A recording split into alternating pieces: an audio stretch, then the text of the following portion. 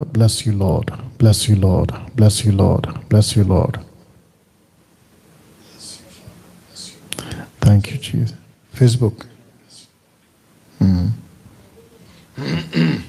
स्तुति हो पिता, स्तुति हो पिता. Thank you, Lord. ये क्या है? YouTube. इसका कम रहता है ना. Thank you, Father. Worship you, Lord. स्तुति हो पिता. प्रभु यीशु मसीह के मधुर और मीठे नाम में दोस्तों आप सभी का बहुत बहुत स्वागत. बेहद खुशी है आपके बीच फिर एक और रविवार, एक और संडे परमेश्वर ने अपनी अनुग्रह से आपको और मुझे दिया. बहुत उत्साहित हूं कि पिछले कई हफ्तों से एक ऐसे विषय पे बात कर रहे हैं जो 4 सुसमाचार से संबंधित है. और मैं यकीन जानता हूं कि बहुत कुछ अलग तरीके से आप लोग सीख रहे हैं और इसका सारा श्रेय महिमा सिर्फ और सिर्फ प्रभु यीशु को जाता है. उसी कड़ी में एक और एपिसोड आपके बीच में आज जुड़ने जा रहा है. उसके पहले आइए प्रार्थना करते हैं और फिर कुछ बातें आपके बीच में रखेंगे और उसके बाद आज का जो टॉपिक है, विषय है, एपिसोड नंबर 6 आपके बीच में बात करेंगे. ठीक है ना? आइए प्रार्थना करते हैं. जितने फेसबुक और यूट्यूब पे 2 प्लेटफॉर्म से इस वक्त मैं लाइव हूं और मैं चाहता हूं कि आप सभी बड़ी तादाद में हमसे जुड़ें. वॉच पार्टी करें फेसबुक वाले, शेयर करें. सेम टाइम यूट्यूब वाले आप भी जो चैट है उस पे किस देश, किस विदेश, कंट्री से आप जुड़े हैं अपनी उपस्थिति दर्ज कराएं. साथ ही साथ अगर कोई यूट्यूब पे फर्स्ट टाइम मुझे देख रहा है, सुन रहा है, मैं चाहता हूं कि आप मेरे चैनल को सब्सक्राइब करें. उसका कोई पैसा आपको नहीं लगता, किसी प्रकार का आपको जो है पैसे नहीं चुकाने हैं और ना ही मैं किसी प्रकार का पैसा YouTube चैनल से कमाता हूं, क्योंकि उसका प्रूफ है कि मेरे किसी भी वीडियो पे आपको विज्ञापन, एडवर्टाइजमेंट नहीं मिलेगा. ठीक है ना? तो रिक्वेस्ट करता हूं कि चैनल को सब्सक्राइब करें. मकसद यह है कि जब भी खरी शिक्षाओं का कोई वीडियो आपके बीच अपलोड करूं तो आप लोग उसको सबसे पहले प्राप्त कर सकें, देख सकें, सीख सकें और मसीहा के, क्रिस्तुस यीशु के आप लोग नजदीक आ सकें. मकसद यही है. चलिए प्रार्थना करते हैं, फिर उसके बाद में आपके बीच में बातें करेंगे. ठीक है ना? आइए दुआ करते हैं. सृष्टिकर्ता पिता प्रभु यीशु के नाम से इस वक्त आपके पास आते हैं. स्वामी, प्रार्थना करते हैं जितने भी लोग अभी जुड़े हैं, एक एक सदस्य, एक एक दास, एक एक दासी, एक एक पुरुष, एक एक स्त्री, लड़का, लड़की, यीशु के नाम में इसी वक्त आपके महान उस अगुवाई पे चल सके जिसके लिए आपने उनको चुना है.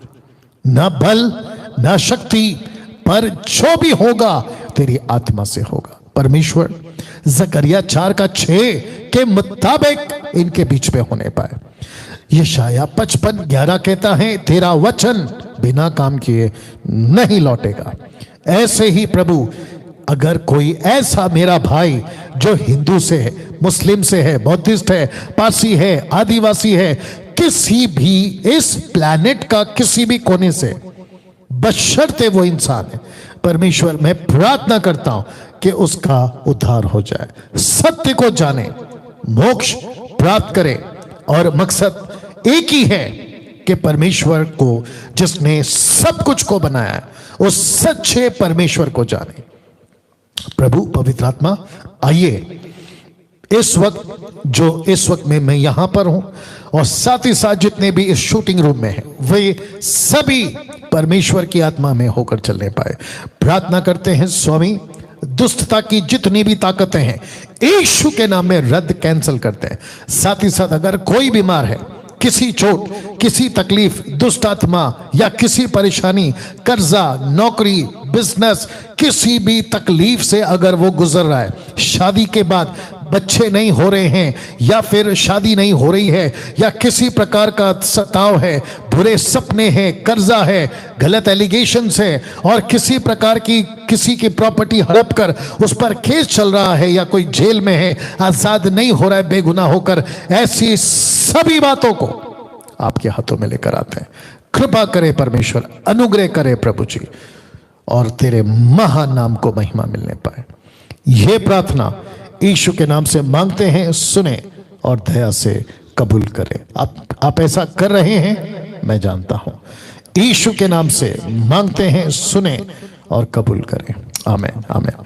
आप एक अच्छी ताली बजा सकते हैं, उस प्रभु को महिमा दे सकते हैं जिसके वो योग्य है। जी हां दोस्तों, आपके ठीक स्क्रीन पे यानी कि यहां ये वाला आप देख सकते हैं कि मसीह मंथन बैठक हिंदी ऑनलाइन चर्च मेरे साथ प्रति रविवार एवरी संडे 7:30 से 9 बजे तक, यानी 7:30 PM to 9:39 PM according to Indian standard time. अगर आप देश में हैं तो यह समय है भारत का, विदेश में है तो अलग हो जाता है, जिसके चलते ये बातें आपके बीच में रखी है ना। आप सभी के लिए एक अच्छी खबर है, जो बहुत इंतजार कर रहे थे कि पूछो जो भी पूछना है, बैक टू बैक कब स्टार्ट होगा, मतलब प्रतिदिन 5 दिन बैक टू बैक। तो आपके स्क्रीन पे देख सकते हैं मंडे टू फ्राइडे। जी हां, आपने ठीक सुना, सोमवार से शुक्रवार तक आपके बीच 8 बजे से 9 बजे तक, 8 PM to 9 PM नाइट में, रात में, इस नंबर पर मैं उपलब्ध रहूंगा। और ये जो नंबर है ना 9982335777, ये सिर्फ और सिर्फ आपके लिए उसी दिन 1 घंटे के लिए ये फोन उपलब्ध रहेगा। इसके पीछे बहुत कारण है, अनवांटेड कॉल्स आते हैं, बहुत सारे कॉल्स आते हैं, जिसको चलते हाँ भविष्य में ऐसा हो सकता है अगले साल कि जब ऑफिस हमारा टोटल ओपन हो जाएगा तो आपके लिए नंबर 24/7 उपलब्ध रहेगा, जिसके चलते आप लोग सवाल बातें करना है कर सकते हैं। लेकिन फिलहाल के लिए ये सिर्फ और सिर्फ Monday to Friday this week, इस हफ्ता यानी कि कल से सिर्फ 1 घंटे के लिए ये फोन उपलब्ध रहेगा। ये नंबर आप कॉल कर सकते हैं, प्रश्न पूछ सकते हैं। यदि आपके पास कोई गवाही है, आप गवाही तक आप लोग दे सकते हैं इस नंबर के ऊपर, ठीक है ना। तो ये रहा, पूछो जो भी पूछना है, सोमवार से शुक्रवार तक, Monday to Friday 8 PM to 9 PM। अब आप सभी जानते हैं कि स्कूल ऑफ साउंड डॉक्ट्रिन आपके बीच में हम कर रहे हैं, आवाज ठीक है, आपके बीच में हम कर रहे हैं। माफी चाहता हूं कि यस्टरडे यानी कि बीता दिन सैटरडे किसी कारण के चलते मैं नहीं कर पाया, कोई दिक्कत नहीं। इस सैटरडे वापस होगा और वक्त है 7:30 7:30 PM according to Indian standard time. ये programme school of sound doctrine सिर्फ और सिर्फ जूम के लोगों के लिए है, और वे सभी जानते हैं कि लॉगिन आईडी, पासवर्ड इनको सिर्फ SSD के व्हाट्सएप ग्रुप पर ही शेयर होता है, अन्यथा कहीं शेयर नहीं होता है। दूसरा, बेहद खुशी है कि बच्चों की सभा स्टार्ट हो चुकी है। पास्टर सुरेश कामले, उनकी पत्नी शर्मिला कामले जी इस बच्चों की सभा को चलाते हैं, बखूबी लेके चलते हैं। फेसबुक का वॉइस सुना, ऐसा क्यों?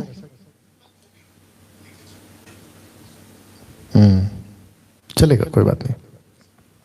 तो फेसबुक पे थोड़ी सी आवाज कम आ रही है, तो मैं चाहता हूं कि आप लोग शिफ्ट हो जाएं यूट्यूब पर। अगर आप लोग शिफ्ट होना चाहते हैं यूट्यूब पे शिफ्ट हो जाएं, अन्यथा आप जैसा ठीक समझे।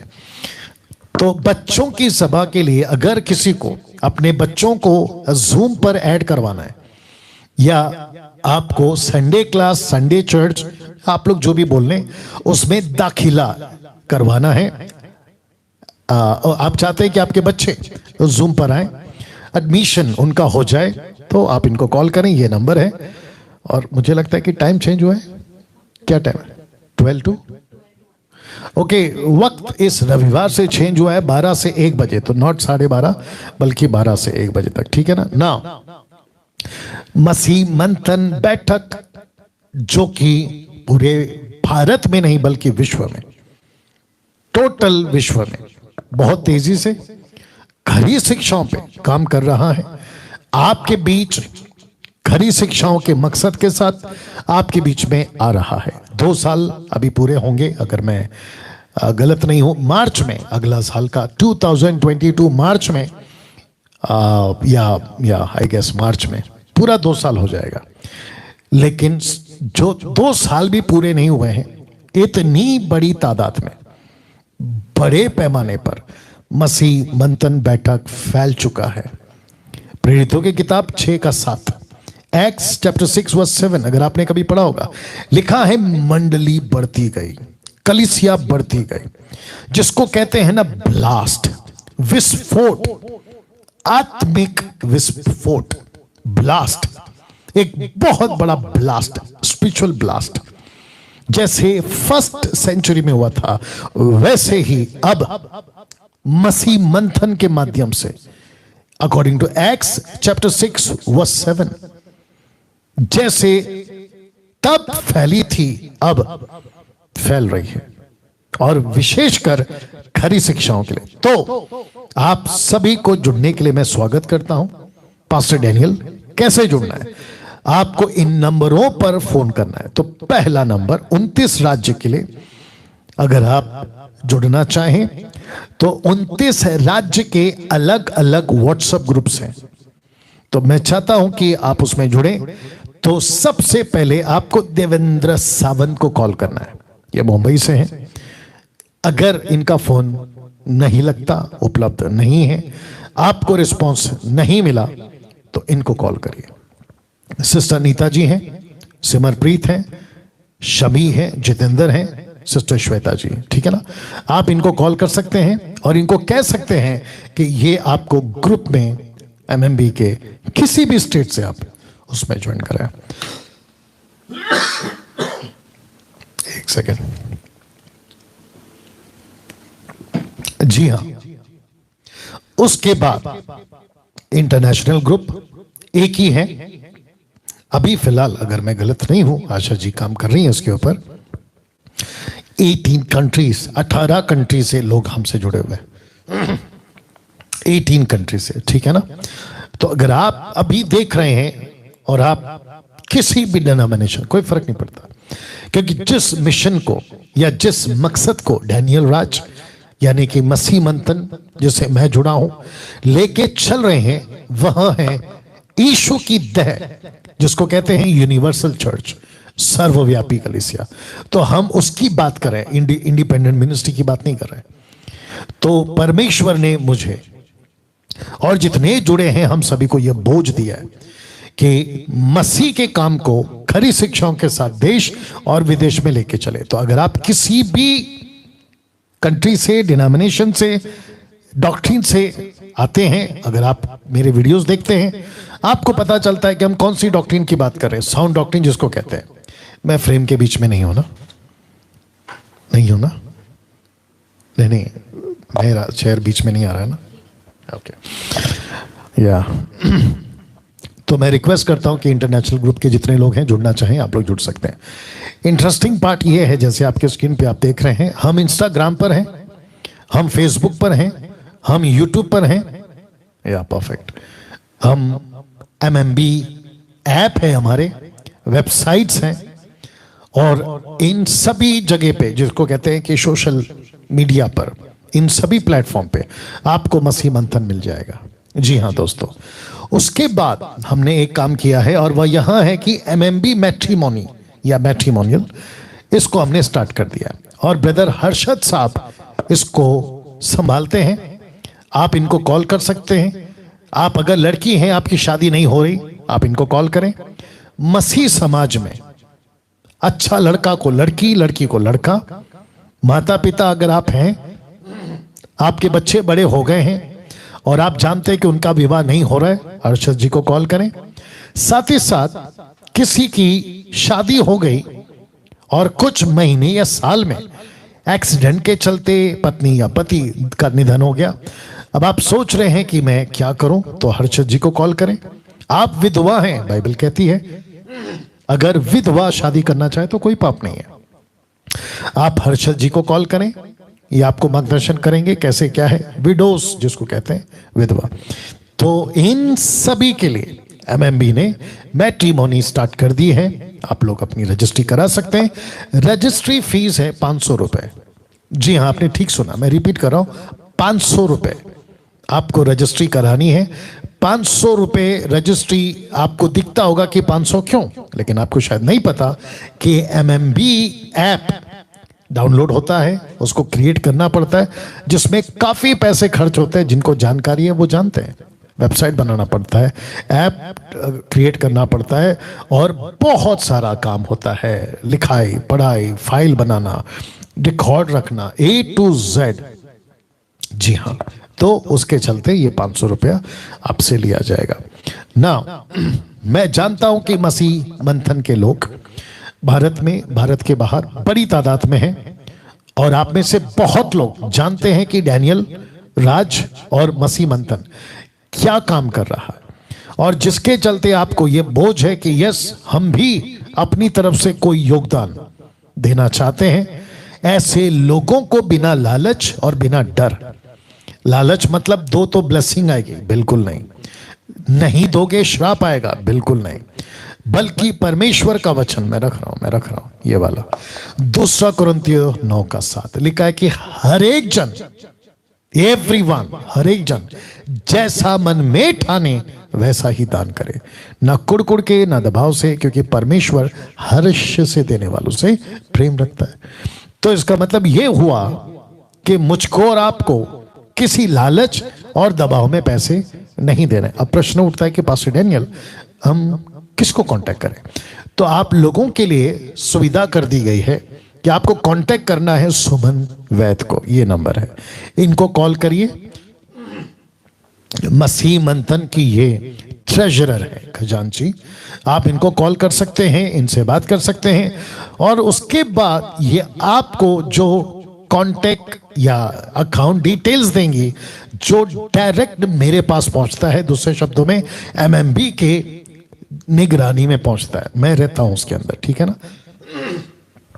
कई लोग बीच में पूछ रहे थे कि पास्टर डैनियल, हम जो सपोर्ट भेजते हैं मंथली, क्या वो आपकी निगरानी में होता है, आप तक पहुंचता है?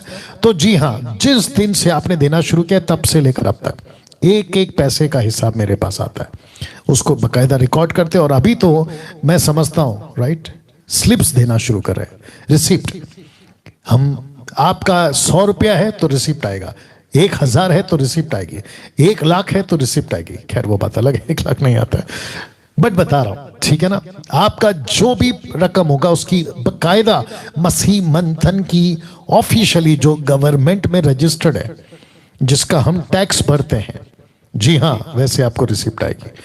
तो सब कुछ देख रेख में होता है, मेरे नॉलेज में होता है ना। जैसे मैंने आपको बताया कि मैं प्रतिदिन आता हूं आपके बीच में और परमेश्वर का काम, वचन आपके बीच में लाता हूं। आज का विषय आपके बीच में रखूंगा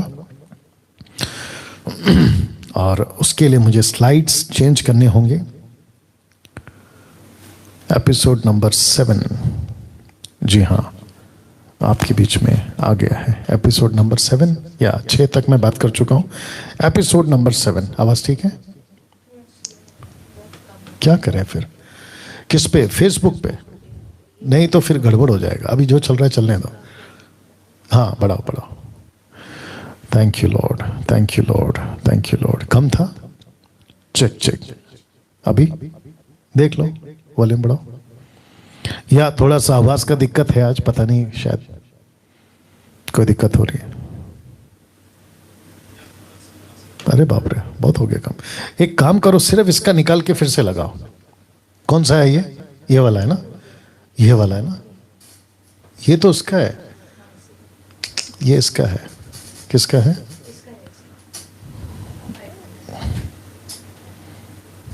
अच्छा, एक सेकंड दीजिए प्लीज।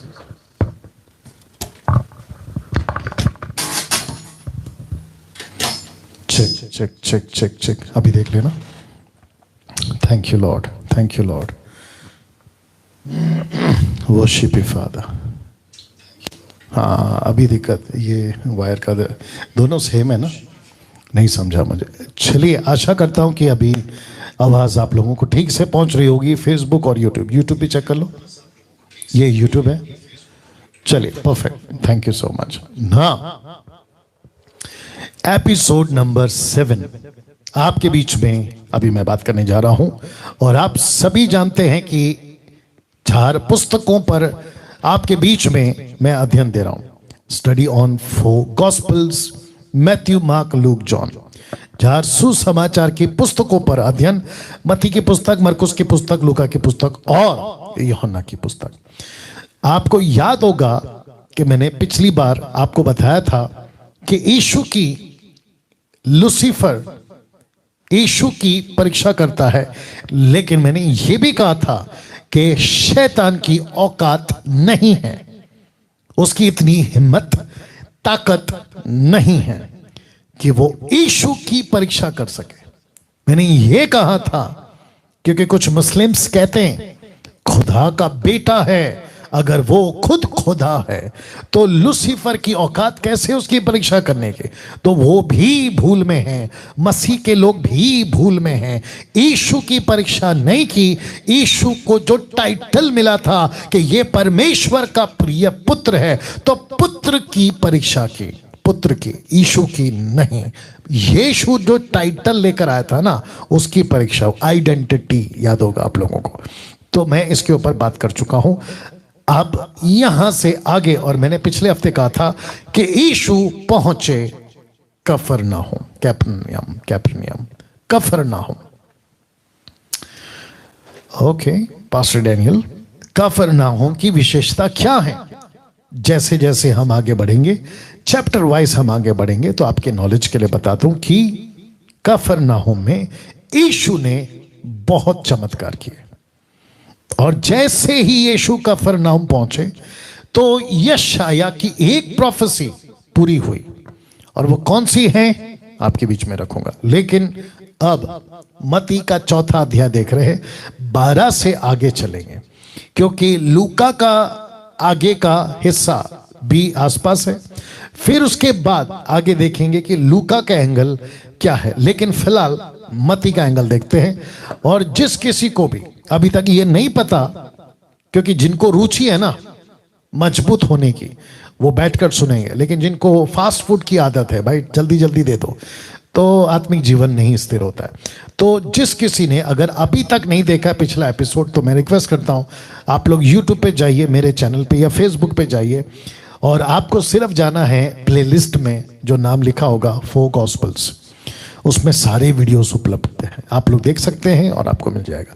तो वचन 12 पढ़ने जा रहा हूं। तो मैं फिर पूछूंगा कि आप लोग तैयार हैं? जितने फेसबुक और यूट्यूब पे आप अपना हाथ कर सकते हैं। खैर मुझे तो नहीं दिखेगा, लेकिन आप लोग जानते हैं प्रभु देख रहा है। तो आप लोग जैसे हैं मजबूत हो जाए, क्योंकि अब यहां से बातें स्टार्ट होगी। तो लिखा है कि जब उसने ये सुना कि यूहन्ना पकड़वा दिया गया, तो वह गलील को चला गया। और आपको पता होगा कि गलील, नासरत, गलील, जी हाँ, जहां से यीशु आए थे यरूशलेम में, तो वो वापस चला गया। कब? जब यीशु ने सुना कि जॉन द बैप्टिस्ट को पकड़ लिया गया, पकड़वा दिया गया। क्यों पकड़वा दिया गया है? मैंने आपको बताया था कि परमेश्वर को एक कड़क प्रचारक चाहिए था, कड़क, सटीक, कट टू कट, जैसा है वैसा, ना इधर ना उधर, फेर बदल की बातें नहीं, मैनिपुलेट की बातें नहीं, मनुष्य को खुश करने वाला प्रचार नहीं, कड़क प्रचारक था। तो जिसके चलते स्ट्रेट फॉरवर्ड था, राजा का मुंह देखकर बात नहीं करता था, और चौकीदार का मुंह देखकर बात नहीं करता था। चौकीदार हो या राजा हो, राजा हो या रंग को, कोई भी हो, एक जैसा बात करता था। और वही आदत मैंने बनाई है जब से मैंने मसीहत की गंभीरता को समझा। मैंने जाना मसीहत क्या है, और मेरा भी स्टेटमेंट कड़क रहता है, ठीक है ना। काफी लोगों को पसंद नहीं है, कोई फर्क नहीं पड़ता। हाथी चले बाजार, कुत्ते भौंके हजार, कुछ नहीं कर सकते। अगर मैं यीशु को फॉलो करूंगा तो मैं यीशु के तरीके से बात करूंगा जी। तो जितने 1220 लोग अभी हैं 1100 यूट्यूब पे, 120 फेसबुक पे। मैं सबका वेलकम करता हूं और आपको बता दूं कि ये एपिसोड नंबर 7 है।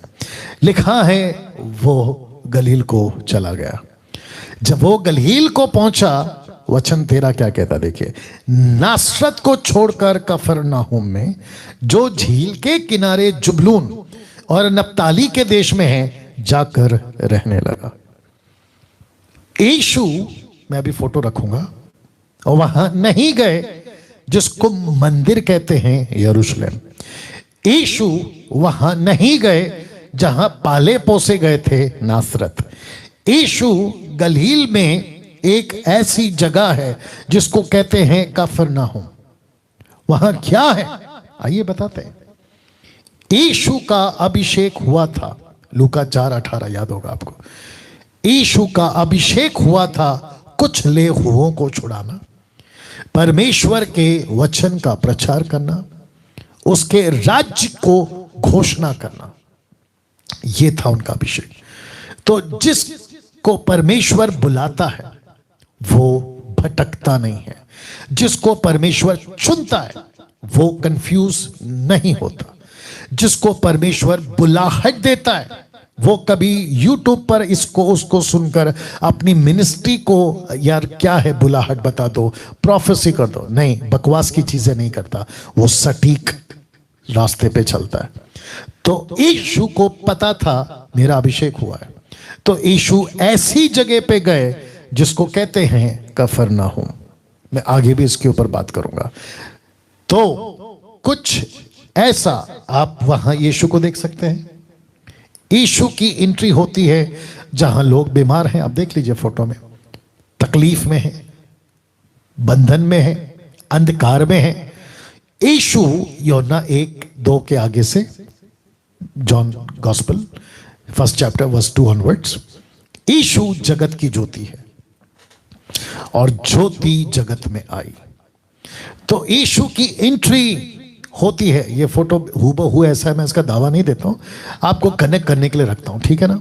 यीशु की एंट्री होती है, यीशु जाते हैं वहां जहां अंधकार है, यीशु जाते हैं वहां जहां लोग बीमार हैं।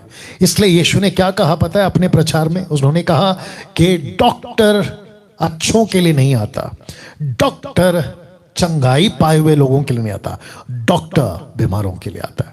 तो यीशु आए जरूरतमंदों के लिए। इस वचन को जरा ध्यान दीजिएगा, वचन 14 लिखा है, यीशु कफरनहूम में आया ताकि, ओके आपको याद दिला देता, देख लीजिए, नासरत को छोड़कर कफरनहूम में आया जो झील के किनारे जबलून और नप्ताली के देश में जाकर रहने लगा, ताकि सब कुछ प्रोफेटिक है, सब कुछ डिजाइंड है, सब कुछ सृष्टि के पहले से सब कुछ प्लान किया गया, सृष्टिकर्ता परमेश्वर का, एलोहिम का, थियोस का।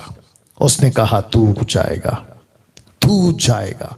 तो लिखा है ताकि जो यशाया भविष्यवक्ता के द्वारा कहा गया था वह पूरा हो, वह पूरा हो।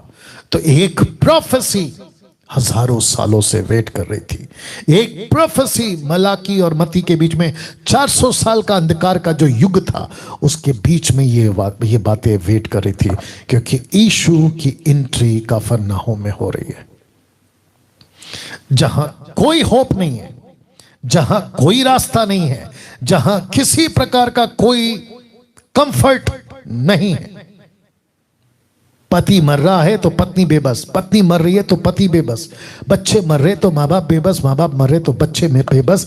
ऐसा अंधकार से भरा कफरनहूम के शहर में के बीच में ज्योति को लाने वाला, जिंदगी को देने वाला मसीहा वहां जाता है। तो लिखा है यशाया के द्वारा कहा गया पूरा हो। तो वो क्या है जो पूरा होगा? वचन 15 लिखा है, जबलून और नप्ताली के देश, झील के मार्ग से यरदन के पास अन्य जातियों का गलील। वचन 16 जो लोग अंधकार में बैठे थे उन्होंने बड़ी ज्योति देखी। ये ज्योति कौन है मैं यहां रुकूंगा, इसलिए मैंने हाईलाइट किया लाल में। ये प्रोफेसी है मसीहा के लिए, क्रिस्तुस के लिए ये प्रोफेसी है कि एक दिन मसीहा आएगा, सृष्टिकर्ता यीशु आएगा। और वो जब आएगा तो ऐसा होगा कि अंधकार में जो बैठे हैं उन पर ज्योति चमकी। अब आप सोच के देखिए, ये कहां बैठे थे? अंधकार में। अंधकार दो तरह का होता है साहब। आप जिसको अंधकार कह रहे हैं ना, बाहर लाइट नहीं है, मैं उसकी बात नहीं कर रहा हूं। मैं बात कर रहा हूं जिंदगी की अंधकार। कोई होप नहीं, कोई खुशी नहीं, काम करने जाते हैं बिगड़ जाता है। आपको पता होगा कि कुछ लोग लक पर बहुत चलते, लक कहते, काश मेरा लक होता तो मैं आज जीत जाता, काश मेरा लक होता तो मेरी लॉटरी लग जाती, काश मेरा लक होता तो मेरा काम बन जाता। और कई लोग तो फिंगर क्रॉस, ये मेरा हाथ देख लीजिए, फिंगर क्रॉस कहते हैं कि अगर फिंगर क्रॉस रखते हैं तो काम हो जाएगा। मेरा जो टेबल है ना वो लकड़ी का है, तो कहते हैं टच वुड, लकड़ी को पकड़ो काम हो जाएगा। फिर कुछ लोगों की ऐसी अंध श्रद्धा, सुपरस्टिशियस है, कहते हैं तीन तिगाड़ा काम बिगाड़ा। आपने सुना होगा, अगर तीन साथ में जाएंगे तो काम बिगड़ जाएगा। तो मैं आप लोगों से पूछना चाहता हूं, आप खुद ही तीन हैं, हिंदू, मुस्लिम, सिख, ईसाई, बुद्धिस्ट, पारसी, आदिवासी, जैन, तुम जो भी हो, देश विदेश, अमीर गरीब, रोडपति करोड़पति, दुनिया के किसी भी कोने के तुर्रम खानो, तुम खुद तीनों कैसे पास्टर डैनियल? आत्मा, प्राण, शरीर, बॉडी, सोल, स्पिरिट। कुछ लोग कहते हैं कि जाते वक्त नहीं पूछना चाहिए कि कहां जा रहे हो, या काम बिगड़ जाता है। फिर कहते हैं कि अपना, वास्तु शास्त्र वाले मानते रहते हैं, वो कहते हैं कि अपना पहला पैर बाहर रखो, फिर या तो राइट या तो लेफ्ट, आपका काम ठीक होगा। अगर ऐसा कर दिया तो वैसा होगा। कुछ लोग कहते हैं कि हाथ में काला धागा बांध लेना, पीला धागा बांध लेना, अंगूठी वैसा पहन लेना, तुम्हारा काम बन जाएगा। फिर कुछ लोग कहते हैं कि अगर काली बिल्ली ने रास्ता काट लिया तो आपका काम बिगड़ जाएगा, पीछे चले जाना, फिर थोड़ी देर बाद चले जाना। अब आप सोच के देखिए, बिल्ली या काली बिल्ली या काला कौवा, बोलते रात को काला, सॉरी, छत पे काला कौवा, सुबह शाम अगर भौंक रहा है, कहते हैं अगर क्या कहते हैं ना, आवाज कर रहा है तो अब शगुन माना जाता है, कुछ तो बिगड़ जाएगा। रात में अगर कुत्ता रोए जोर जोर से तो कोई मरने वाला है। नॉनसेंस है, मूर्खता है, मूर्खता है। ये सब कहां से आता है पता है? जब आपके बीच में ज्योति को लाने वाला ना हो, जब आपके पास में सच्चा परमेश्वर ना हो। मुझे कुछ लोग कहते हैं कि रात में नाखून नहीं काट सकते, क्यों? कहते हैं कि पनवती होगा। हद है भाई साहब, जब नाखून रात में बढ़ सकती है तो रात में कट भी सकती है। तो ऐसा कोई सिस्टम है कि रात में नाखून ना बढ़े? कमाल हो गया भाई। अच्छा, कुछ लोग रात को 11-12 के बाद जो टीवी में बाबा लोग आते हैं, कहते हैं कि शनि नाराज है, शुक्र नाराज है, या पता नहीं क्या क्या बोलते हैं। तो उसके हिसाब से उनको खुश करने के लिए आपको कई यज्ञ करने हैं, चढ़ावे चढ़ाने हैं, अंगूठियां पहननी है, तावीज पहनना है, कभी इधर चले जाओ उधर चले जाओ।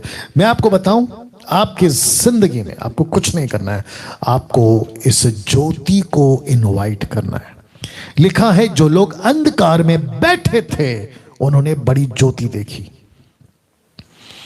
तो मसीहा यीशु जब आपकी जिंदगी में आता है ना, तो आपको किसी प्रकार के काले बिल्ली से डरने की जरूरत नहीं है, आपको काले कौवे के चहचहाने से डरने की जरूरत नहीं है, आपको रात को कुत्ते के रोने से आपको डरने की जरूरत नहीं है, आपको फिंगर क्रॉस, टच वुड, किसी तावीज, अंगूठी, किसी भी तरीके के सुपरस्टिशियस पर विश्वास करने की जरूरत नहीं है, नहीं है।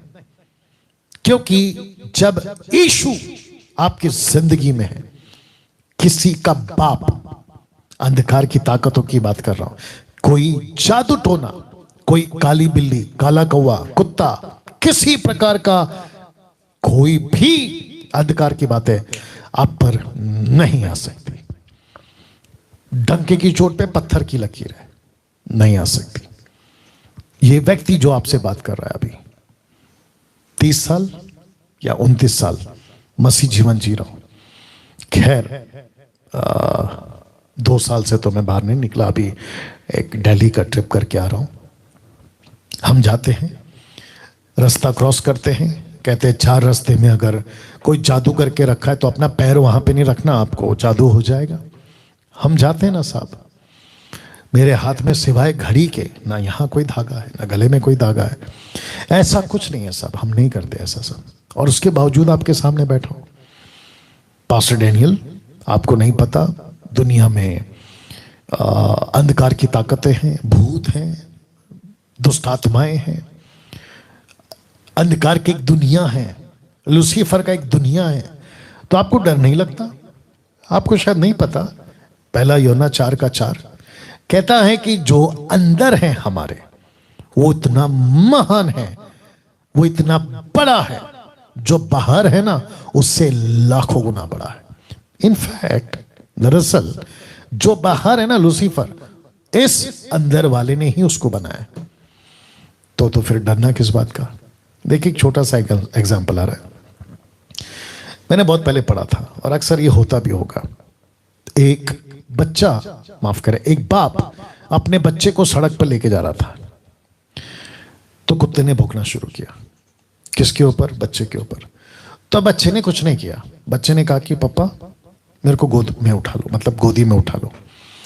बाप ने बच्चे को गोद में उठा लिया। और आपको पता है कुत्ते की पहुंच बाप तक हो सकती है, लेकिन जिस बाप ने बच्चे को हाथ में उठाया वहां तक उस कुत्ते की पहुंच नहीं जा सकती। आप शायद नहीं समझे, आप जब तक नीचे चल रहे हैं ना यीशु के बगैर, तो कुत्ते भौंकेंगे। आपको सिर्फ इतना कहना है, मुझे उठा लो, दैट्स इट, दैट्स इट। समझदार को इशारा काफी है। तो वापस कहता हूं कि कफरनहूम, ये आगे तक भी चलेगा। अंधकार में बैठे थे, उन्होंने बड़ी ज्योति देखी, बिग लाइट, रोशनी। अचानक से उस कफरनहूम का माहौल बदल गया, माहौल बदल गया। आत्मिक लोग समझ सकते हैं, जो अंधकार की ताकतें हैं उनमें भूकंप आ गया।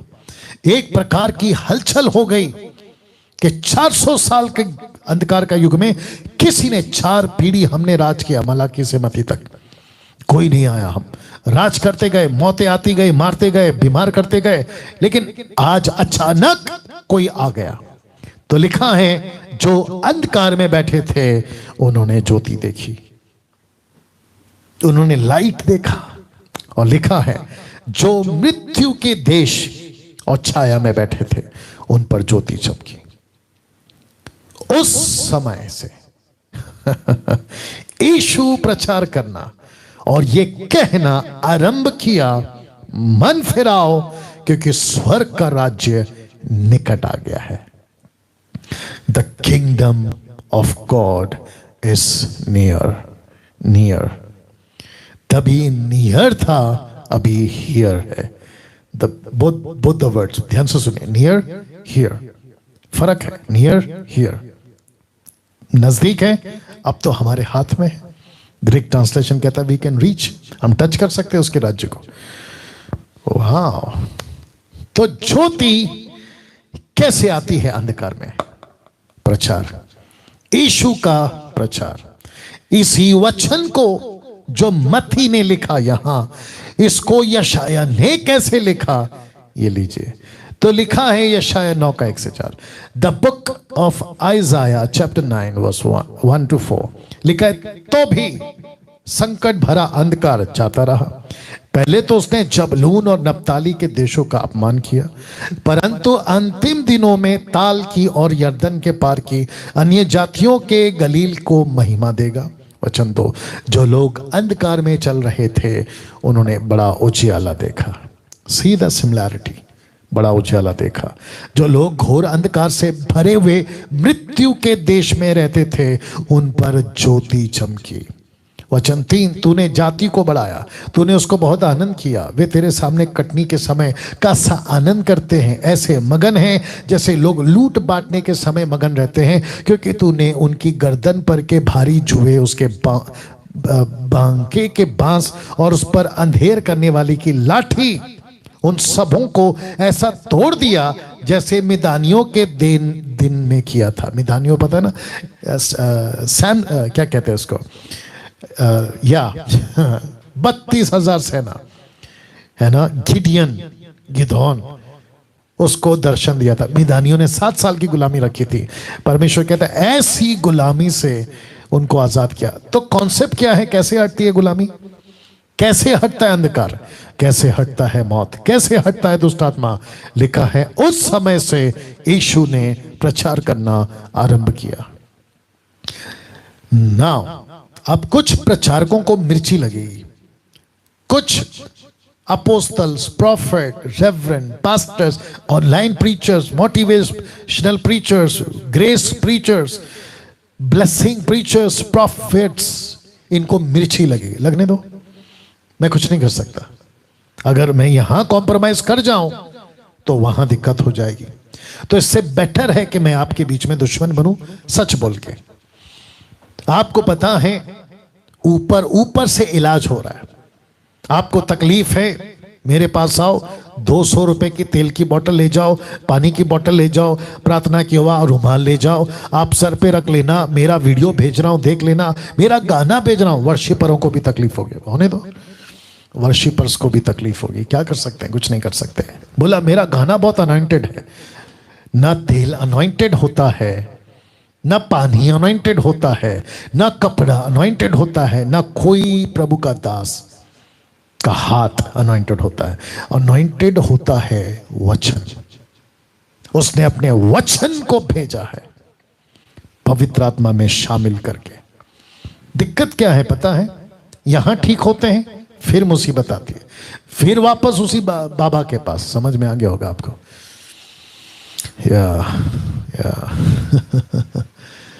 पास्टर डैनियल, आप इतना खुलकर सख्त क्यों बात करते हैं? अच्छा, अगर कोई कंपनी को चलाना होता ना तो मैं कॉम्प्रोमाइज कर जाता, कोई ऑफिस को मेंटेन करना होता ना मैं कॉम्प्रोमाइज कर जाता, कोई स्कूल कॉलेज को चलाना होता ना तो मैं कॉम्प्रोमाइज कर जाता। लेकिन ये खुदा का घर है, ये खुदा का घर है, यहां कॉम्प्रोमाइज नहीं होगा साहब। ये उसके राज्य की बातें हैं जहां पे हम कॉम्प्रोमाइज नहीं कर सकते। तो जिसके चलते ऐसी बातें करनी पड़ेगी। तो जितने भी अंधकार में बैठे थे उन्होंने ज्योति देखी। ज्योति कैसे आए? वचन। यूहन्ना 1:1 आदि में क्या था साहब, कोई मुझे बताइएगा प्लीज, 1 सेकंड दीजिए। आदि में वचन था, यूहन्ना 1:1, जॉन 1:1। आदि में वचन था, वचन परमेश्वर के साथ था, वचन ही मसीहा यीशु था। Theos God. या कुछ मुस्लिम लोग इसको डाइजेस्ट नहीं करेंगे, लेकिन सच तो सच है।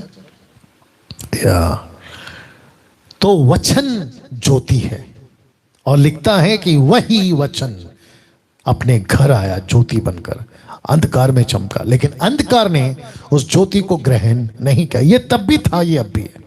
मुसीबत तब भी थी और मुसीबत अब भी है। लोग नहीं स्वीकार करें। मैं वापस कहना चाहता हूं, तेल, पानी, रुमाल, कपड़ा, इनसे दूर भागो। ये आपको फंसा रहे हैं, ये आपको फंसा रहे, ये अपनी दुकानें चला रहे, दैट्स इट। इनको अपनी दुकान चलानी है, इनको फेमस होना है, इनको पैसे कमाने, यही वजह है, यही वजह है। और दिक्कत क्या है पता है, लोगों को क्या चाहिए? बस कुछ दे दो, प्रार्थना करके कुछ दे दो, हमको पानी पे प्रार्थना करके बस कुछ दे दो, तसल्ली। लेकिन वचन डिफरेंट है। या वचन डिफरेंट है। वचन दिखता नहीं है साहब, वचन कैसे काम करता है ये भी नहीं दिखेगा आपको, लेकिन पक्का बात है कि काम करेगा। आपको बाइबल दिख जाएगी, लेकिन आपको रेमा नहीं दिखेगा। रेमा जो परमेश्वर का काम होता है ना, वो नहीं दिखेगा। इसलिए तो है ना, निकोदेमुस ने बोला ये कैसे हो सकता है? यीशु ने कहा, यूहन्ना 3:6 से आगे, यीशु ने कहा तू नहीं समझेगा। जो आत्मिक लोग होते हैं ना वही समझेंगे। नहीं दिखता है। आपको पानी दिखेगा 200 रुपए वाला, आपको तेल की बोतल दिखेगी 200 रुपए वाली, आपको किसी का रुमाल दिखेगा प्रार्थना किया हुआ, लेकिन आपको वचन काम करता हुआ नहीं दिखेगा। और यही तो विश्वास करना है। तो यीशु ने प्रचार करना आरंभ किया, मन फिराओ क्योंकि स्वर्ग का राज्य निकट आ गया है। तो जो वचन सुनेगा, मन को फिराएगा अंधकार से, वही ज्योति में आएगा। वाह, वापस बोलूं, जो वचन सुनेगा और मन फिराएगा तो तब जो अंधकार में बैठा है वो ज्योति में आएगा। आपको वचन नहीं सुनना है, आपको मन नहीं फिराना है, बस अंधकार से छूटना है, तो जाओ ऐसे बाबाओं के पास जो 20-25 हजार रुपए लेकर तेल पानी आपको देते हैं और रात को टीवी ऑनलाइन प्रार्थना करेंगे आपके लिए। फिर वो जिब्रिश भाषा, अन्य भाषा जिब्रिश, नॉट ग्लोसा, उसमें आपको उल्लू बना देते हैं और आप फंस जाते हैं। बोला कुछ तो बोल रहा है, सुपर नेचुरल कुछ तो बोल रहा है, कुछ तो पावर है। मैं आपको बता दूं, मैं ऐसे लोगों के बीच में 20 साल से भी ज्यादा रह चुका हूं। कुछ नहीं होता है, वो भी कहाँ है मैं जानता हूं, और ऐसे करने वाले भी कहाँ है मैं जानता हूं, तो कोई मतलब नहीं है। और यीशु ने कहा ना कि हर एक पेड़ की पहचान उसके फल से होती है, या फल से होती है। कैसा लग रहा है दोस्तों, फेसबुक और यूट्यूब वालों, कैसा लग रहा है? मैं जानता हूं कि मुझे, मेरे प्रचार को काफी लोग पसंद नहीं करते, कोई दिक्कत नहीं, यीशु को भी पसंद नहीं करते थे, लेकिन जिसको नहीं फंसना है ना, वो पक्का सुनेगा। अभी 1500 लोग देख रहे हैं, क्या ये पागल है? क्या इनको नहीं समझ में आ रही है बातें? मसीह मंथन को प्रतिदिन हजारों की तादाद में 250 प्रीचर्स अलग, मैं अलग, एडमिन्स अलग, कोऑर्डिनेटर्स अलग, इंटरनेशनल प्रीचर्स अलग, क्या प्रीच कर रहे हैं? यही तो कर रहे हैं। वचन काम करता है, तेल पानी नहीं। वचन को डालो अंदर, तेल पानी नहीं। कोई सुपरस्टिशियस चीज के पीछे मत भागिए। वाह, वचन 18 मती का 4 का 18, यही जा रहे हैं हम अभी। लिखा है, उसने गलील के झील के किनारे फिरते हुए, जरा ध्यान दीजिएगा, 2 भाइयों अर्थात शिमोन को जो पतरस कहलाता है और उसके भाई अंद्रियास को झील में जाल डालते देखा क्योंकि वे मछुए थे। और क्या कहा उसने? उनसे कहा, मेरे पीछे चले आओ तो मैं तुमको मनुष्य के पकड़ने वाले बनाऊंगा। वे तुरंत जाल छोड़कर उसके पीछे खोलिए।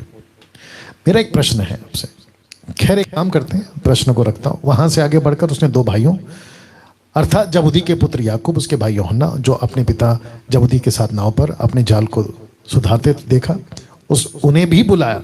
वे तुरंत नाव और अपने पिता को छोड़कर उसके पीछे हो लिए। मेरा प्रश्न है, पतरस को, अंद्रियास को, याकूब को, यूहन्ना को, यीशु खुद अंधकार के कफरनाहुम, जहां अंधकार है उसमें घूम रहे, तो बीच में, लूका तो खैर अलग लेकर आता है, लेकिन बीच में लूका का एंगल अलग है। मैं अभी मती में हूं, जब लूका का एंगल लाऊंगा तो कनेक्ट करूंगा आपको, ठीक है ना? बीच में यीशु अपने चेले क्यों इकट्ठा कर रहा है?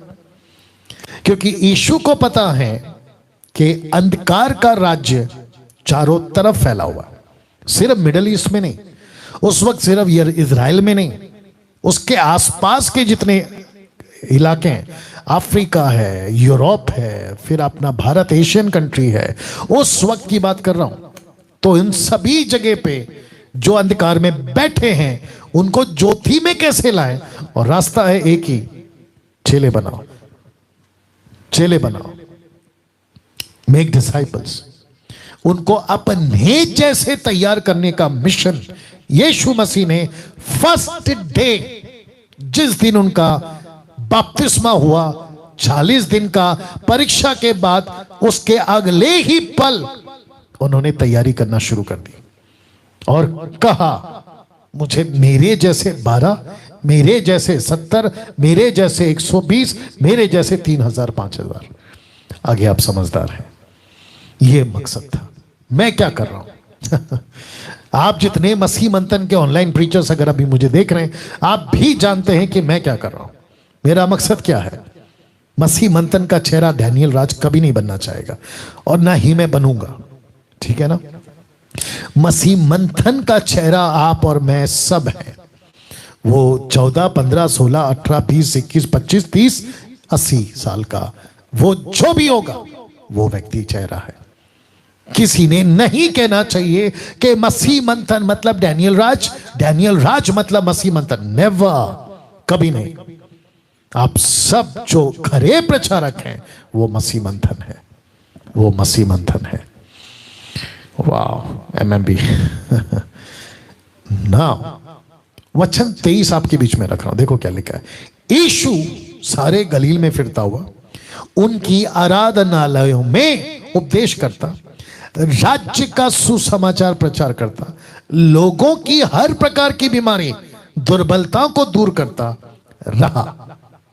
कफरनाहूम से सारे गलील में फिरता रहा। 24 सारे सीरिया देश में, मैं रिपीट करता हूं कि सारे सीरिया देश में, जिसको सीरिया कहते हैं, मिडल ईस्ट, इस्लाम कंट्री, सीरिया पता होगा आपको, देश में उसका यश फैल गया। लोग सब बीमारों को, जो भिन्न भिन्न प्रकार की बीमारियों और दुखों में जकड़े थे, जिनमें दुष्ट आत्माएं थी, मिर्गी वालों, लकवे के रोगियों को उसके पास लाए और उसने उन्हें चंगा किया, ठीक किया। ना तेल से, ना पानी से, ना नमक से, ना किसी घड़ी फोटो से, ना रुमाल से, बल्कि अपने शब्द से। That's it। यीशु ने किसी को भी ठीक करने की पैसे नहीं मांगे। फिर मुझे नहीं समझ आता कि पंजाब में, महाराष्ट्र में, कर्नाटका में या किसी भी दुनिया के कोने में, अफ्रीका में, आपको अगर ठीक होना है ऑफरिंग डालो। आपको अगर अपनी दुर्बलता से ठीक होना है परमेश्वर के लिए भेंट डालो। फिर कुछ लोग ये भी सिखाते हैं, पंजाब में कोई विचित्र प्राणी है, कहता है कि blessing seed, prayer seed, SEED seed. मूर्खता की सीमा पार कर गए। नॉनसेंस है ये, बेवकूफी है ये। पैसे से कैसे आप किसी को ठीक कर पा रहे हैं?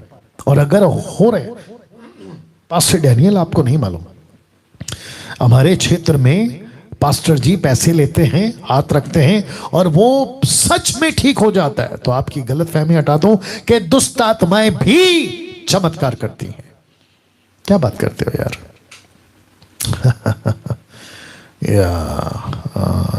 अविश्वासी भी चमत्कार करते हैं। क्या बात करते हो? जाओ जरा झाड़ू फूक वालों के पास, कलकत्ता, बंगाल में, या वहां पे भी तो दुष्ट आत्मा निकलती है, वहां पे भी तो चमत्कार होते हैं। मैंने इतना चढ़ाया, मेरा काम हो गया, वो भी तो चमत्कार है ना। तो फिर प्रश्न उठता है कि वो कौन कर रहा है? सोचिए, या सोचिए। तो लिखा है उसने सबको चंगा किया, और गलील और दिकापुलिस यानी कि 10 शहर और यरूशलेम, यहूदिया से, यरदन के पार से भीड़ की भीड़ उसके पीछे हो ली। भीड़ की भीड़। आप, मैं वापस कहता हूं, सारे सीरिया में उसका यश फैल गया, फेमस हो गया। Without newspaper, without WhatsApp, without Facebook, without YouTube channel, without any news advertisement, Yeshu ऐसे फेमस हो गया पूरे सीरिया में। फिर लिखा है गलील में, दिकापुलिस में, यरूशलेम में, यहूदिया में, यरदन में भीड़ की भीड़ उसके पीछे हो ली। अब ये भीड़ के साथ क्या किया, जब 5वां अध्याय आएगा तब बताऊंगा। लेकिन मरकुस का 1 का 14 से 45 यहां भी वही बातें हुई। लेकिन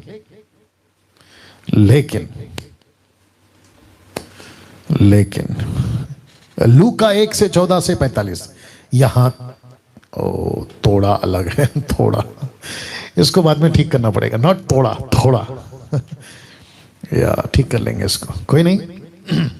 यहां अलग है। तो यहां क्या अलग है आपके बीच में मैं रखने जा रहा। तो लूका 4 का 17 देखिए, ये जो चित्र है ना, ये आपको कनेक्ट करेगा आगे जो बातें हैं ना।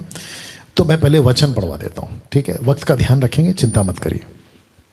लूका 4:17 लिखा है, यशाया भविष्यवक्ता की पुस्तकें उसे दी गई। यशाया भविष्यवक्ता की पुस्तक उसे दी गई और उसने उस पुस्तक को खोलकर वह जगह निकाली जहां यह लिखा था, जरा शब्द पे ध्यान दीजिएगा, कि प्रभु का आत्मा यानी पवित्र आत्मा अभिषेक मुझ पर है, इसीलिए कि उसने कंगालों को सुसमाचार सुनाने के लिए मेरा अभिषेक किया और मुझे यानी यीशु को इसीलिए भेजा कि बंधुओं को छुटकारे का, अंधों को दृष्टि पाने का सुसमाचार प्रचार करूं, कुछ ले हुओं को छुड़ाऊं, प्रभु के प्रसन्न रहने के वर्ष का प्रचार करो। अब मैं आपसे एक प्रश्न पूछता हूं, और कहां किया प्रोफेसी यशाया ने, मैं वो भी रखूंगा, ठीक है ना?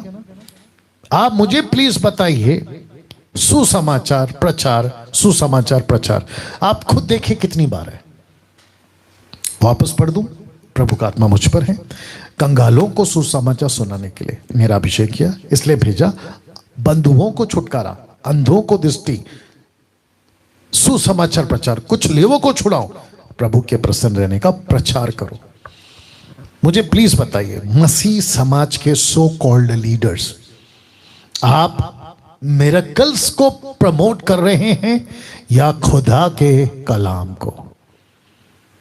जी, डायरेक्ट पूछ रहा हूं आप लोगों से, यीशु के सुसमाचार को प्रमोट कर रहे हैं या उसके मिरेकल्स को?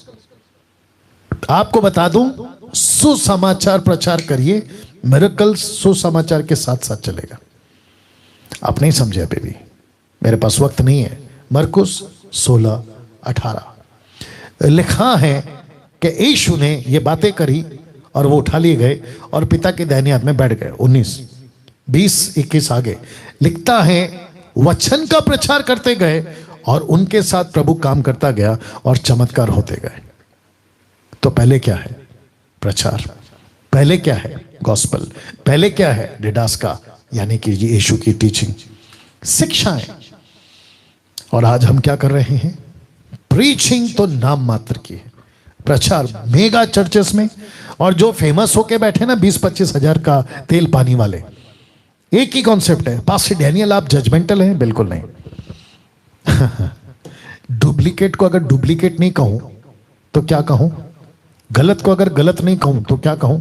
अगर मैं डुप्लीकेट को डुप्लीकेट कहता हूं तो क्या मैं जजमेंटल हूं? मूर्खता है किसी की। अरे ना बात समझ में? जी हाँ। तो वापस आता हूं, जितने भी सो कॉल्ड आपको मिरेकल्स को प्रमोट नहीं करना है, मेगा चर्च वालों, मेगा प्रीचर्स, तुम अपना नाम रखते हो ना, अपोस्तल, प्रॉफिट, बिशप, अलाना फलाना, मैं उन सब की बात कर रहा हूं। आप प्रमोट क्या करना है? गॉस्पल। प्रमोट क्या करना है? सुसमाचार। मैं इसलिए बातें कर रहा हूं क्योंकि मेरे पीछे एक बहुत बड़ी भीड़ है। बीच में मुझे किसी ने पूछा था, पास्टर डैनियल आपका टीचिंग बहुत अच्छा है, आपका प्रीचिंग बहुत अच्छा है, लेकिन आप किसी की आलोचना करते ना। मैं आलोचना करने वाला होता कौन हूं? Who I am. मैं ऐसी बातें इसलिए करता हूं क्योंकि मेरे पीछे एक बहुत बड़ी भीड़ है। वो भीड़ को मुझे ये सिखाना है, इसलिए मैं ऐसी बातें करता हूं। You need to understand this. तो लिखा है, वचन का प्रचार किया। अब इसी स्टेटमेंट को यशाया ने कहा? आइजाया 61:1, यशाया 61 लिखा है, प्रभु यहोवा का आत्मा मुझ पर है। यीशु की बात कर रहा था वो, क्योंकि यहोवा ने सुसमाचार सुनाने के लिए मेरा अभिषेक किया, मुझे इसीलिए भेजा कि खेदित मन के लोगों को शांति दूं, बंधुओं के लिए स्वतंत्रता का, कैदियों के लिए छुटकारे का प्रचार करो। वचन 2, यहोवा के प्रसन्न रहने के वर्ष का और हमारे परमेश्वर के पलटा लेने के दिन का प्रचार करो, कि सब विलाप करने वालों को शांति दो। कैसे आएगी छुटकारा? वचन से, प्रचार से। कैसे आएगी आजादी? प्रचार से। कैसे लोग बंधन से मुक्त होंगे? प्रचार से। तो जितने 250 प्रीचर्स हैं एमएमबी के, ऑनलाइन प्रीचर्स, मैं उन सभी को एनकरेज करना चाहता हूं, प्रचार करो, डंके की चोट पे प्रचार करो। आपके पास में जो है ना, वो दुनिया के किसी नेता अभिनेता के पास नहीं है। आपके पास में जो है ना मसीहा का प्रचार, वो लंदन के प्रिंस के पास भी नहीं है, दुनिया के किसी तर्रम खान के पास नहीं है। लूका 4:28 देखिए क्या लिखा है। ये बातें सुनते ही जितने आराधनालय में बैठे थे सब क्रोध से भर गए। अब मुझे आप बताइए, जब यीशु ने लूका 4:18 में जो स्टेटमेंट दिया यशाया का कि वो वचन जो तुम बरसों से पढ़ते आ रहे हो अपने मंदिर में, यरूशलेम के मंदिर में, वो मसीहा मैं हूं, आगे रखूंगा मैं, वो मैं हूं। ये बातें सुनते ही जितने आराधनालय में थे सब क्रोध से भर गए, उठकर उसे नगर से बाहर निकाला और जिस पहाड़ पर उनका नगर बसा हुआ था उसकी चोटी पर ले चले कि उसे वहां से नीचे गिरा दे। कुछ ऐसे, क्योंकि वचन 30 कहता है वह उनके बीच में से निकलकर चला गया। मेरा प्रश्न है, गुस्सा क्यों? आपको किस बात की गुस्सा है? किस बात की गुस्सा है? सच बोलने का गुस्सा? यशाया 61 मैं हूं, इस बात का गुस्सा? मैंने कहा कि ये लेख आज पूरा होता है, इस बात का गुस्सा? अगर क्रिस्त, और गुस्सा किसने किया? शास्त्री, फरीसी, महायाजक। अगर क्रिस्त का इंतजार कर रहे थे तो मैं हूं, मैं अपने तरीके से आया और मैंने बताया आपको मलाकी 3:1 में अचानक वो आ जाएगा, और वो आ गया अचानक, मंदिर में प्रकट हो गया। तो आपको ये याद रखना था ना। आपको दिक्कत पता है, कुछ लोगों को दिक्कत क्या है मेरे से, मेरे प्रचार से, मेरे वीडियो से? वचन का ज्ञान नहीं है। एक आदमी है, नाम तो खैर नहीं लूंगा और जरूरत भी नहीं है, औकात भी नहीं है उसकी। मुझे किसी ने बोला था कि आप इसके ऊपर बात क्यों नहीं करते। मैं क्यों बात करूं उसके लिए, मेरे पास इतना टाइम नहीं है साहब। तो एक आदमी है, उसकी बातें सुन के ही पता लग जाता है कि कितनी मूर्खता की नॉलेज उसके पास है, बातें उसके पास है। अब उसका प्रॉब्लम यही है, वो तो खैर अलग है कि न्याय के दिन उसका नहीं पता क्या होगा। उसका दिक्कत यह है कि उसको बाइबल का नॉलेज नहीं है। तो जिसको बाइबल का नॉलेज नहीं है ना, वो पक्का बकवास करेगा यूट्यूब के ऊपर, उल्टियां करेगा अपनी। हंसी आती है, दुख लगता है, गुस्सा इस एंगल से आता है कि उसकी वजह से काफी लोग ठोकर खाएंगे। बट एनीवे, ऊपर बैठा है प्रभु, ये तो ऑब्वियस है कि ठोकर लगेगी। लूका 17:1 ठोकर तो लगेगी, लेकिन हाय उस पर जिसके कारण ठोकर आएगी। गले में चक्के का पाट बांधकर गहरे समुद्र में डाल देना, ऐसा करके यीशु बोलता है। एनीवे, मैं इन लोगों पर बात कर रहा हूं कि आराधनालय के लोगों को यीशु पर गुस्सा क्यों आया। एक ही बात बताती है कि उनको बाइबल का नॉलेज नहीं है। तो जिसको बाइबल का नॉलेज नहीं है ना, वो ऐसी मूर्खता करेगा। मेरा एक वीडियो है 4-5 महीना पहले डाला था मैंने, अगर मैं गलत नहीं हूं उसको 9 लाख लोग देख चुके 9 लाख लोग अभी तक। आई थिंक 20-25 मिनट का वीडियो है वो, 9 लाख लोग देख चुके उसको। अब उसमें जो देखने वालों की संख्या है ना, सब तरह के लोग, मसीह लोग हैं, हिंदू लोग हैं, मुस्लिम लोग हैं, उल्टी सीधी बातें लिखते हैं हिंदू वाले, मुस्लिम वाले, और भी अलग अलग लोग हैं। खैर मसीह लोग भी उल्टा सीधा लिख ही रहे हैं आजकल। वो इसलिए लिख रहे हैं क्योंकि उनको आधा ज्ञान है, अधूरा ज्ञान जिसको कहते हैं।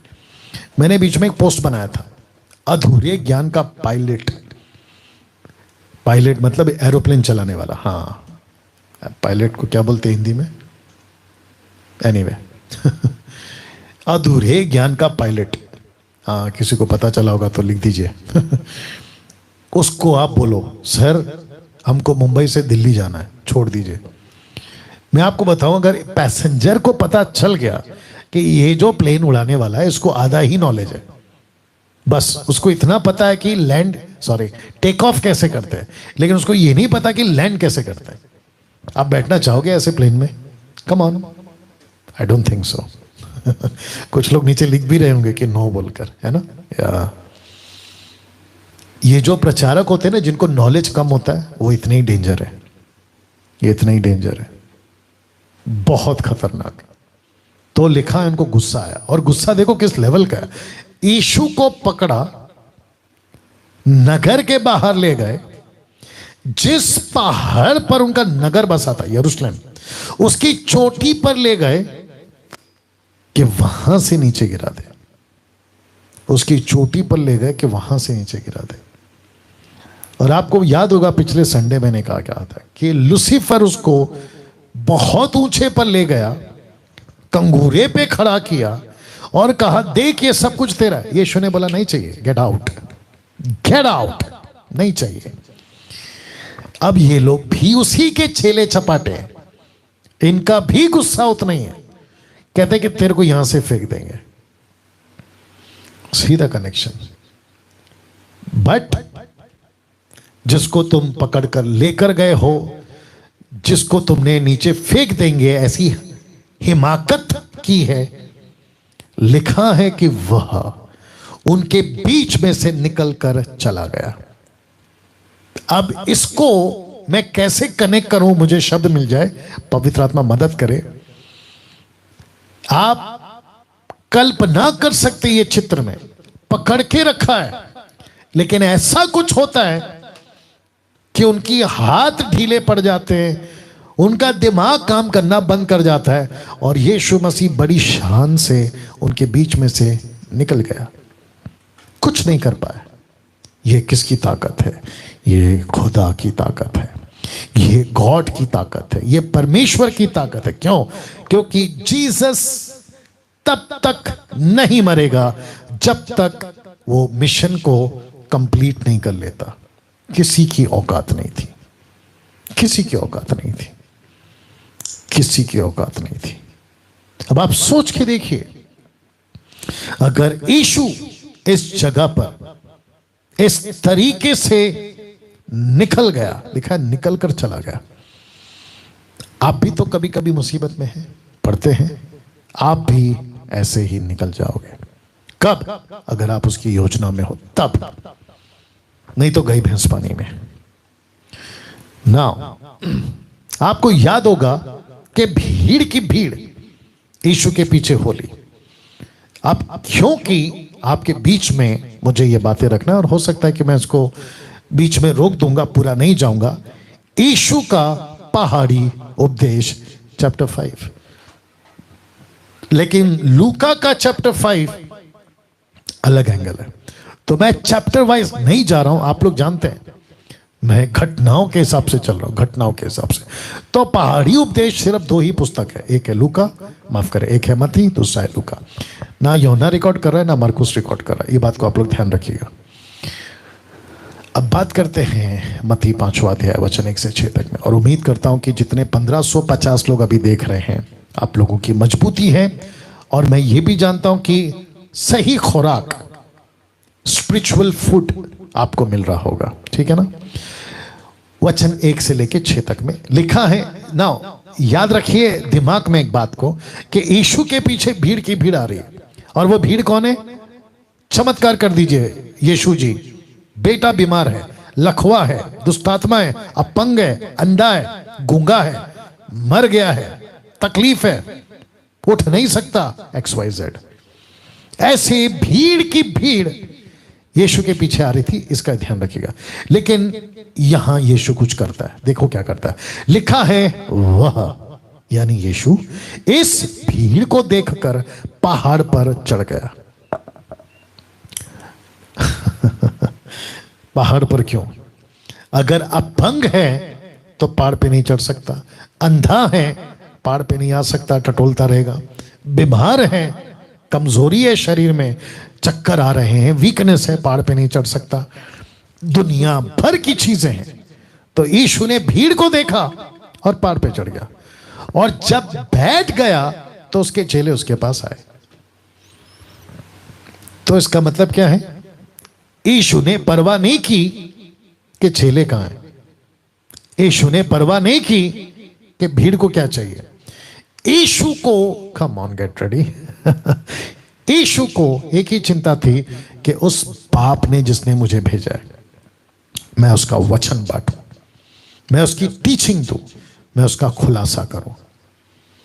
तो Yeshu, come on get ready, Yeshu entertain कर सकता था जैसे आजकल के प्रीचर्स करते हैं, मिरेकल्स प्रीचर्स कर सकता था। अरे क्या बात है, भीड़ की भीड़ आ गए, एक काम करो अगले संडे फिर बुलाओ, बड़ा पंडाल लगाओ, बड़ा चर्च बनाएंगे, कलेक्शन जमा करो, यीशु के नाम पे कलेक्शन जमा करो, खूब बड़ा इमारत बनाएंगे, 1-2 लाख पब्लिक बैठ सके, ऐसा करेंगे। लेकिन जीसस ने यहां पे ऐसा कुछ नहीं किया। यीशु ने भीड़ को देखा, और मैं किसी चर्च के खिलाफ नहीं हूं, यह भी बता दूं, यीशु ने भीड़ को देखा, लेकिन उनका मकसद क्या था?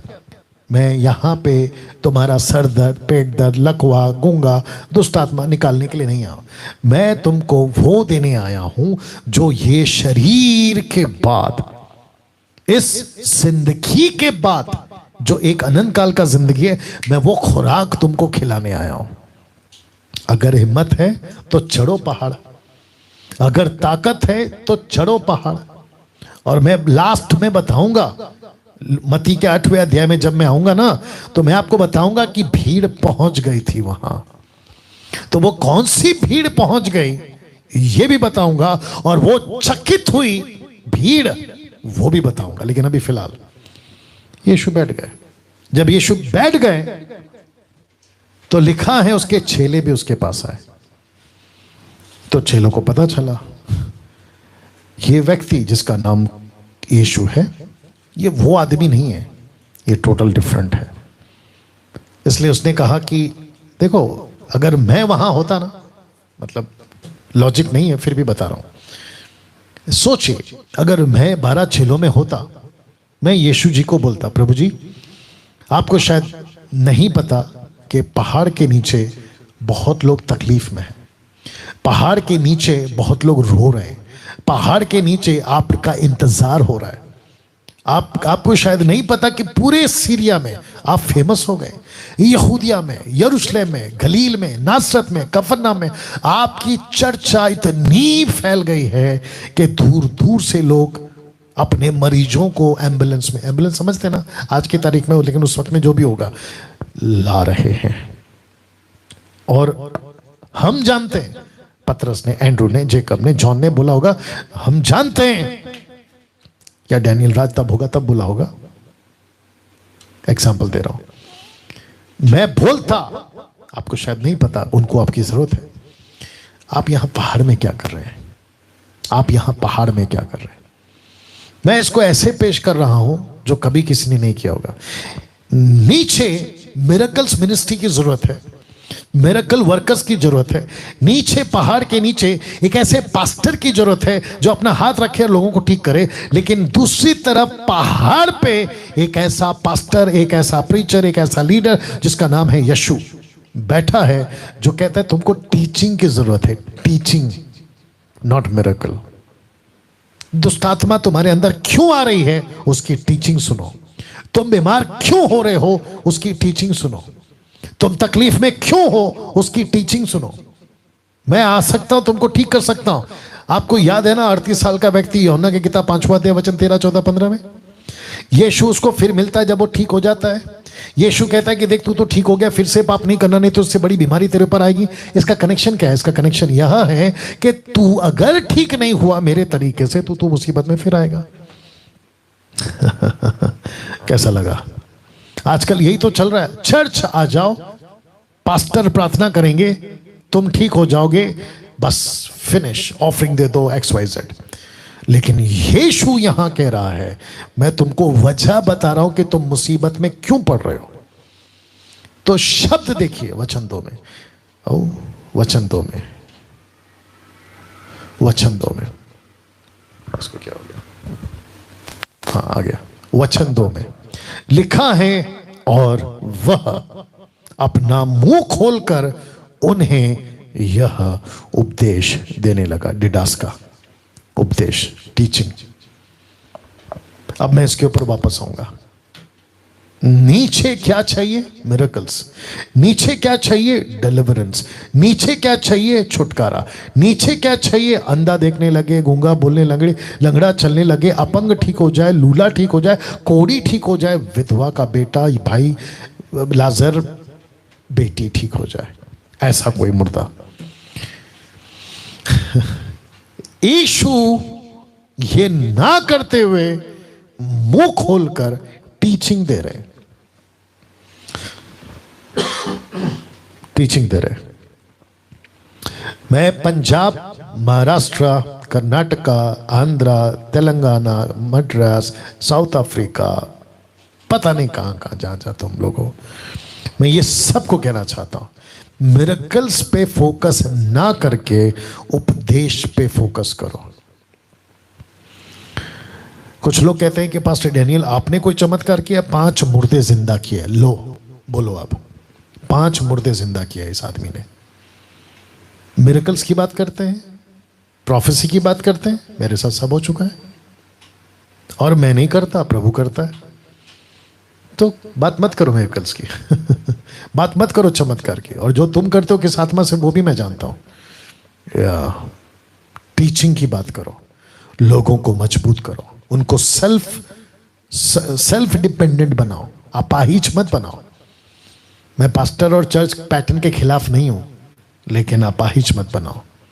उसको कनेक्ट करो यीशु से, खुद से नहीं। मसीह मंथन की यही खासियत है, हम खुद से नहीं कनेक्ट करते, हम लोगों को यीशु से कनेक्ट करते हैं। आप लोग सब जानते हैं हम यीशु से कनेक्ट करते हैं। मुझे इस हिस्से में, आगे मैं नहीं जाऊंगा ज्यादा, मुझे इस हिस्से में क्या पता चल रहा है पता है? कि यीशु को पता था कि भीड़ नीचे, और ये बात अलग है कि भीड़ ऊपर आएगी, और वो कौन सी भीड़ ऊपर आएगी ये भी मैं बताऊंगा। या वाह, तो यीशु की दिलचस्पी किसमें है? संडे को क्या हो, अब टॉपिक निकला इसलिए बता दे रहा हूं। संडे को तमाशा चलता है 90% चर्चों में, तमाशा। अब इसके ऊपर कोई एडिट वीडियो बनाना चाहता है बनाओ, मेरे को रद्दी पर भी फर्क नहीं पड़ता, तुमको क्या करना है करो। संडे के दिन तमाशा चलता है, खूब नाचते हैं, वेट करते हैं कि नया एल्बम कब आएगा, नया गाना कब आएगा, और वो भी कौन सा? ढिंचैक टाइप, जिसमें खूब नाचने को मिलेगा। और ऐसे गाने सेलेक्ट करते हैं वर्शिप लीडर कि बस संडे को नाचने मिल जाए। हाईटेक साउंड सिस्टम चाहिए, उसके लिए कलेक्शन जमा करो। बेस्ट से बेस्ट कीबोर्ड, कोई गलत नहीं है, लाओ, लेकिन मकसद क्या है? बेस्ट से बेस्ट रिदम, गिटार, और जो बंदा बजाता है उसका लाइफ कैसा है कोई फर्क नहीं पड़ता, वो कितना प्रार्थना में कोई फर्क नहीं पड़ता, उसका कैरेक्टर कैसा है कोई फर्क नहीं पड़ता, वो 6 दिन बाहर क्या करता है कोई फर्क नहीं पड़ता। बस बहुत अच्छा गाता है, बहुत अच्छा बजाता है, पब्लिक को इंटरटेन करता है 1.5-2 घंटा, वो काफी है। ऐसे कितनों की नाम गिना दूं मैं आपको? आ रही है ना बात समझ में? या फेसबुक और यूट्यूब वालों, बात को मेरी समझा करो। जैसे जैसे ये टीचिंग आगे बढ़ेगा, आपको बहुत सारी बातों का खुलासा करते चला जाऊंगा। फिर बारी आती है पास्टर की संडे के दिन, और पास्टर पूरी तैयारी के साथ आता है। मैंने 90% बोला, लेकिन 10% उनको सलूट है, जो मसीह को, देह को मसीहा के हिसाब से चला रहा है, उनको सलूट है, अप्रिशिएट करता हूं। फिर पास्टर का नंबर लगता है, pastor, bishop, apostle, profit, XYZ, ठीक है ना, उनका नंबर लगता है। कहते हैं हाँ, और वो पूरी तैयारी के साथ आते हैं, कैसे कलीसिया को बांध के रखें अपने ही चर्च में, ताकि वो अगले संडे फिर वापस आए। पिकनिक है अगले हफ्ते, पिकनिक का अनाउंसमेंट, बच्चों का कोई प्रोग्राम है उसका अनाउंसमेंट, इंटरडिनोमिनेशन क्रिकेट मैच है उसका अनाउंसमेंट। ये सब के बाद अगर कोई टाइम मिलता है तो प्रीचिंग के पहले कहता है I will not take much time but I will preach this topic, ऐसे बोल के शुरू करता है। और उसमें भी क्या होता है? कथा कहानी, जोक्स, कहानी, एंटरटेन, लेकिन डिडास्का नहीं होता उपदेश। यीशु ने अपना मुंह खोला और उपदेश देना शुरू किया। और इस उपदेश में, जो कि मैं अगले हफ्ते बोलूंगा, इस उपदेश में कुछ बातें आपको नहीं दिखेंगे, जैसे कि मैन प्लीजिंग, मनुष्य को खुश करना नहीं दिखेगा, पब्लिक को खुश करना नहीं दिखेगा। और आजकल क्या है, मैन प्लीजिंग। सामने कोई सूट बूट में बैठा है तो उसको टारगेट करके कि भाई ये नाराज ना हो, उठकर चला ना जाए, ऐसी प्रीचिंग करूंगा। फुल क्या कहते हैं ना, ब्लेसिंग, मोटिवेशनल, ग्रेस। जीसस ने ये नहीं किया। मैं अगर आपको इतना सही बता दूं, लिखा है धन्य है, जब उसने मुंह खोला ना तो लिखा है धन्य है जो मन के दीन है। कंडीशन, मन के दीन बनो, क्योंकि स्वर्ग का राज्य उन्हीं का है। आपको यीशु के मुंह खोलते, मैं अगले हफ्ते रखूंगा, धन्य है जो शोक करते हैं क्योंकि वे शांति पाएंगे। धन्य है जो नम्र है क्योंकि वे पृथ्वी के अधिकारी होंगे। धन्य है जो धर्म के भूखे और प्यासे क्योंकि वे तृप्त किए जाएंगे। यीशु यहां एक चीज रख रहा है, अगर ऐसा होगा तो ऐसा होगा। 90% प्रीचर्स वर्चुअल या फेस टू फेस ऐसा प्रीच करने की ताकत, दम है, रखो, तब जाके यीशु को खुश करोगे। नहीं तो तुम अपने चर्च को खुश कर रहे हो। बात को समझा करो ना।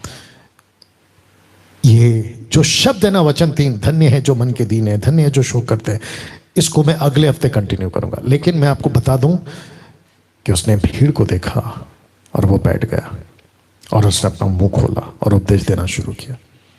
इस लाइन से मैं यहां पे समाप्त कर रहा हूं। अगले हफ्ते आप सभी को मैं फिर से इनवाइट करता हूं कि एवरी संडे आपको ऐसे खुलासे, मसाला आत्मिक आपको मिलता जाएगा। आइए दुआ करते हैं। सृष्टिकर्ता पिता, धन्यवाद इन वचनों के लिए, धन्यवाद इन बातों के लिए, धन्यवाद इन खूबसूरत प्रकाशनों के लिए। जितने भी इसको सुने हैं, एक एक व्यक्ति प्रभु तेरी सामर्थ में, तेरे उस प्रकाशन में जो तूने अभी तेरे वचन में डाला है, वे तृप्त किए जाए, नजदीक आए, मसीहा को समझे। आपका लाखों करोड़ों धन्यवाद। ये प्रार्थना यीशु के नाम से मांगते हैं, आमीन।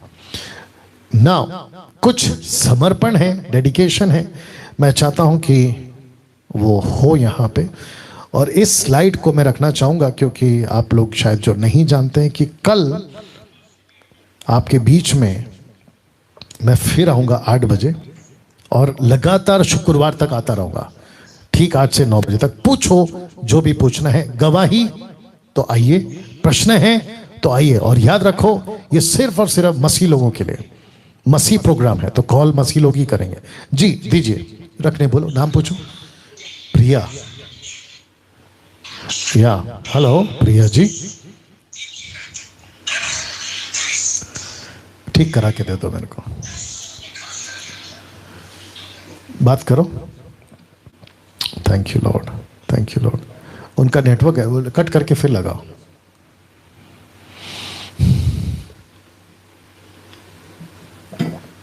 Thank you Lord, hallelujah. दूसरा किसका था, कौन था, उसका आया क्या? हाँ, उसको लगा दो।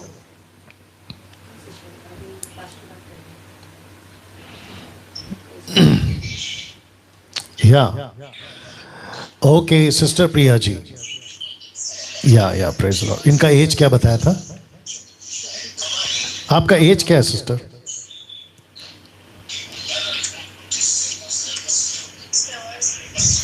कट करो, दूसरा लगाओ जिसका समर्पण है।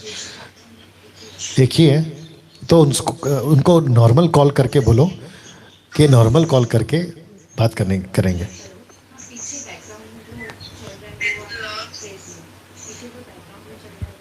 जोर से बात करो, कोई दिक्कत नहीं है। उसको बंद करने बोलिए जो पीछे चल रहा है। एक लड़की है, आई गेस 22, 23, 24 साल के आसपास की है, 29 साल की एक लड़की है, और वो अभी अभी मसीह में आई है। और उनके मम्मी चाहती हैं, ये है उनका फोटो, देखो दिख रहा है क्या? ये है वो लड़की, 29 साल की, 29 ईयर्स ओल्ड गर्ल। ये चाहती हैं कि ये उनकी मम्मी है साइड में, और इनका विश्वास प्रभु में है। और ये मम्मी चाहती हैं कि उनकी बेटी को हम समर्पित करें प्रभु में, और प्रभु के काम के लिए समर्पित करें। और यही चीज अभी हम करने जा रहे हैं। तो बेटी का नाम क्या बताया आपने? प्रिया। ओके प्रिया जी, बहुत बहुत धन्यवाद, बहुत बहुत स्वागत प्रभु के राज्य में। और मम्मी जी आपको भी प्रभु बहुत आशीष दे। बहुत कम लोग होते हैं जो ये निर्णय लेते हैं। आप देख सकते हैं कि इतनी बड़ी लड़की जिनको आज समर्पित किया जा रहा है। चलिए प्रार्थना करेंगे आपके लिए। तो मैं ये फोटो दिखा रहा हूँ और आइए प्रार्थना करते हैं। प्रिया, राइट नाम है इनका। आइए प्रार्थना करते हैं। सृष्टिकर्ता पिता, प्रिया को आपके हाथों में सौंपते हैं और ये समर्पण देते हैं कि परमेश्वर प्रिया आपके राज्य में समर्पित हो, काम करे प्रभु, आपका राज्य बढ़ाए, प्रचार से, गवाही से, सुसमाचार से, जिस किसी तरीके से। और मैं जानता हूं कि पवित्र आत्मा जी आप इसके द्वारा काम कराएंगे। इसे हम समर्पित करते हैं पिता, पुत्र, पवित्र आत्मा के नाम से, आमीन। वाह, बेहद खुशी है प्रिया, गॉड ब्लेस यू, ठीक है ना। और मम्मी जी आपको भी बहुत बहुत गॉड ब्लेस यू, और बिल्कुल संपर्क में रहिएगा। Okay, God bless you, God bless you. या सो दोस्तों, कल मैं वापस आ रहा हूँ। ओके, फेसबुक, यूट्यूब पे आपके बीच में मैं रहूँगा। आप देख सकते हैं इस नंबर पे। ये नंबर सिर्फ कल खुलेगा 8 बजे से 9 बजे। उसके पहले कॉल नहीं करना, आपका टाइम वेस्ट हो जाएगा। चलिए अपना ख्याल रखें। आज का वीडियो को खूब शेयर करें और दूसरों तक भी पहुंचाएं। God bless you all.